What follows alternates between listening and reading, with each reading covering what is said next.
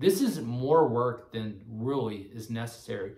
You do all the work up front so you can avoid probate. Otherwise, you're looking at additional legal costs, you're looking at additional time to go through probate. It's just a huge mess.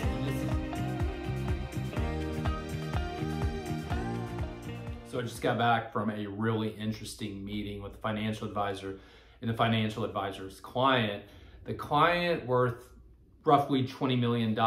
They are a family business owner, and we're trying to figure out how to pass this family business to future generations who are currently involved with the business, but we want to do it in a tax efficient way, and we want to do it in a way that avoids probate. So we're creating streamless administration process from one generation to the next generation, making sure there's not any obstacles.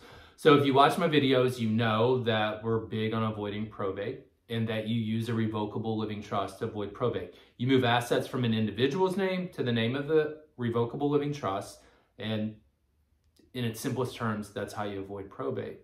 So after the meeting, I was talking with a financial advisor, and this question came up about why I was going to do the planning that way.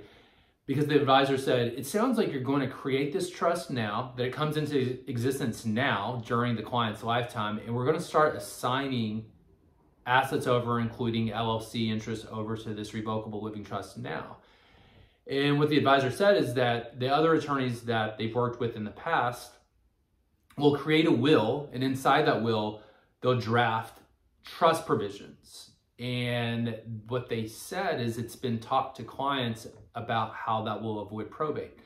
Make no mistake about it, this doesn't avoid probate at all. And in fact, you're really asking for a lot of headaches and probably more work setting your trust up this way than if you were to do it the way that I just proposed, where you set it all up during the client's lifetime.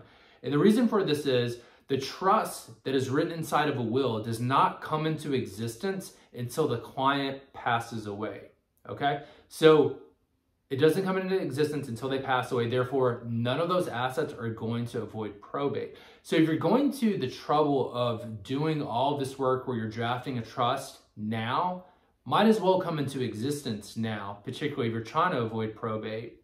You can do all the funding of the trust, meaning you're moving assets over, as opposed to when someone passes away, you have to wait for an executor to be named, you have to wait for them to identify all the assets, and then you would have to make sure that this trust has an EIN and so on and so forth, that you're getting bank accounts set up, and then, only then can you start transferring assets to the trust.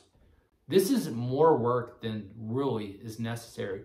You do all the work up front so you can avoid probate. Otherwise, you're looking at additional legal costs, you're looking at additional time to go through probate. It's just a huge mess, and this is not a good plan for any client whatsoever.